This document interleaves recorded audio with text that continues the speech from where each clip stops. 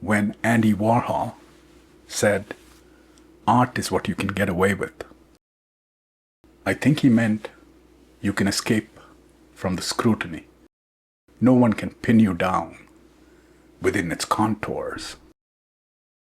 When Friedrich Nietzsche said, we have art in order not to die of the truth, here again, it seems like a form of escape.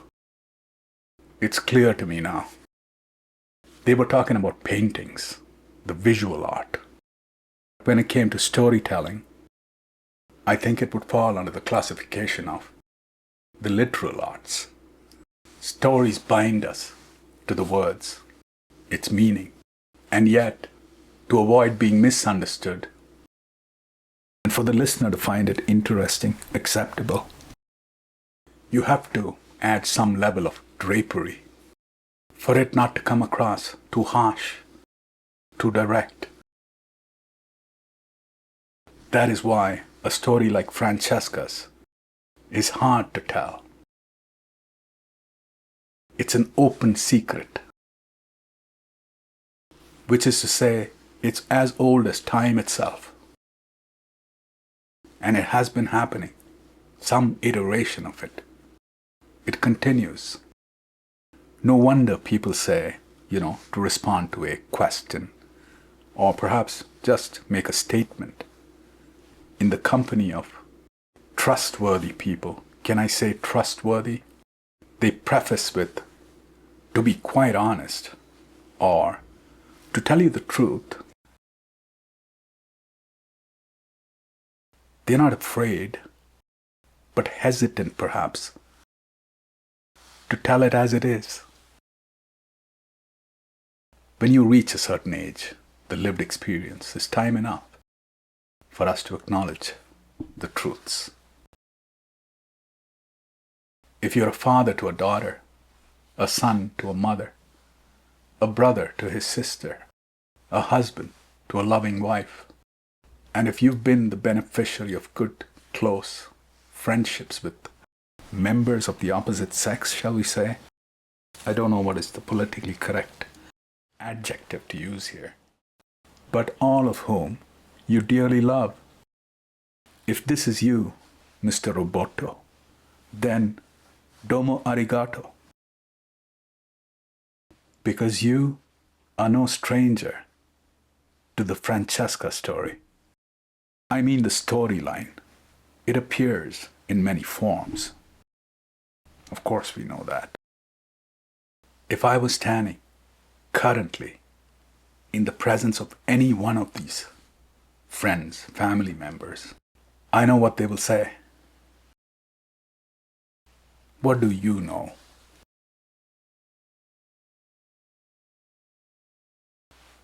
This is FC4. We are going old school in the new. We are at the teleport, time machines parked all over the place. The check-in agent has uplifted your coupon number 4. Happy landings, she says. Certainly by now, you have guessed that Francesca is the guest of honor in our big jet plane. We're seated in the lounge, waiting for our boarding announcement, and you and I, we're engaged in some sort of conversation, except you're not paying too much attention. You're distracted. I was speaking to you about my mother. You only hear the last part of my story, where I say, I think she was angry. And you say, who? Francesca? She overhears this. And I've never seen her look at me like this before. Pleasant indignation. That is the expression. No, wait. Affectionate indignation, if there is such a thing. She turns to me and says, what do you know about anger, Mr. Kundastru? And she would be right. I would concede right away. There is no argument. What do I know about anything? What does anybody know about anything? I was talking to my mother recently, and, through the conversation, very loving, she'd ask this simple question: how you doing? Are you okay? How are you feeling these days? And I said, getting old, Mom. And she says, what do you know about old age, son? She's 84, lives alone in India, has been for the better part of the last 25 years. Although my kid brother, he does a wellness check every now and then. My lovely sister, Asha, she does too, every chance she gets. There's this very nice quote. I think you can call it a quote, or perhaps an observation. It's ancient. Goes back to Socrates. Man is the measure of all things. It's plain speak, quite literal in its meaning. Each of us, we measure the world through our own individual sense perception. How each of us experience the world becomes our truth. The evening breeze, your hand on my shoulder, what I feel, what I touch, what resists me. This is all I know. It is all I understand. Can we say yes to that?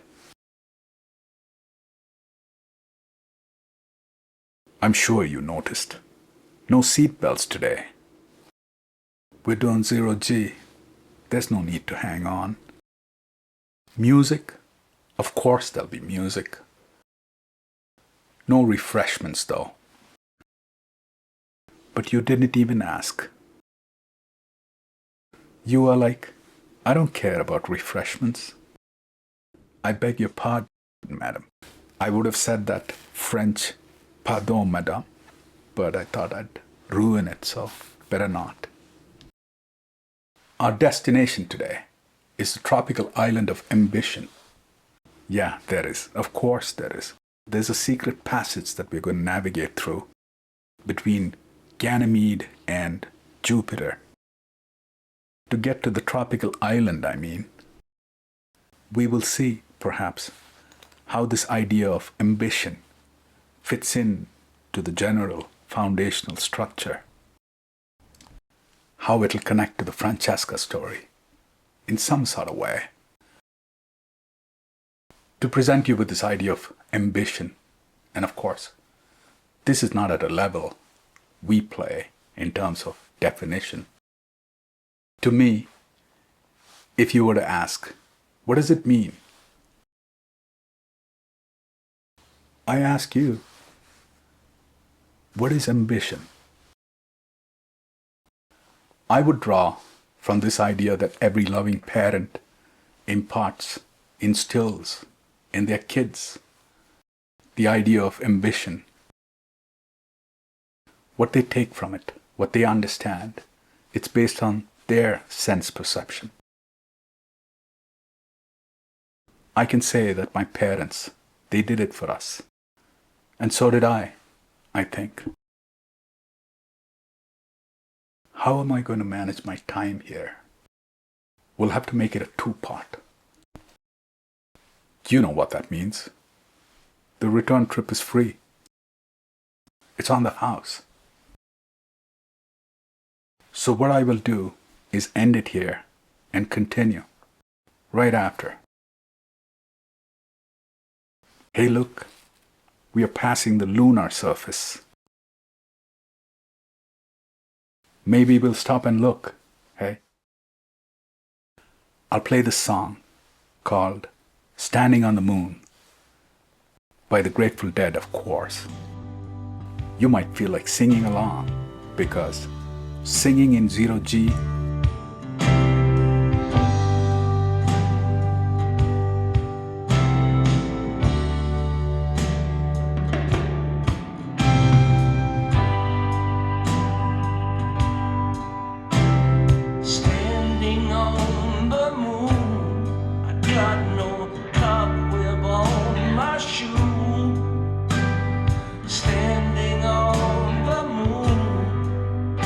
I'm feeling so alone and blue. I see the Gulf of Mexico as tiny as a tear. The coast of California must be somewhere over here, over here. Standing on the moon, I see the battle rage below. Standing on the moon, I see the soldiers come and go. There's a metal flame beside me, someone planted long ago.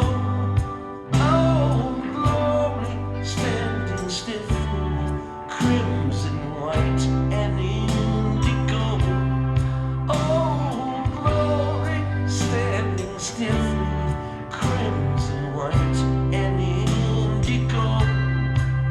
Indigo. I see all of Southeast Asia. I can see El Salvador. I hear the cries of children and the other songs of war.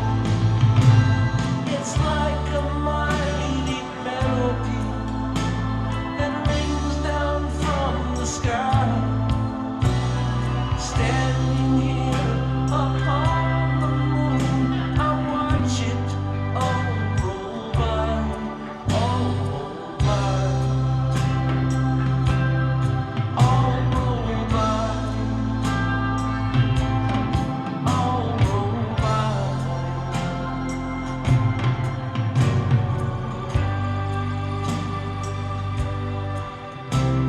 Standing on the moon, I see a shadow on the sun. Standing on the moon, the stars go fading one by one. I hear a cry of victory, another